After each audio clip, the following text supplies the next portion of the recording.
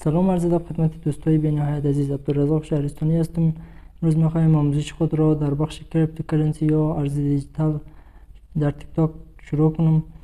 دیگه در جگرتان جانم، به حمایتتان نیاز دارم تا که میخوایم تیک تاک خود را به درآمد برسانم. دیگه در جگرتان جانم، فالو کنین، لایک کنین، کامنت کنین. زنده باد. میریم به اولین آموزش ما، مربوط همستر کامبت است که در آپدیت جدید آمده به نام مینی گیم. یک پازل است، باید بریم حل کنیم. تشکر، جانی مستین.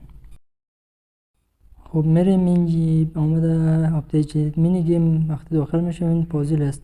هر قدر که این پازل رو حل کنیم به همان اندازه برای من کی میدهد.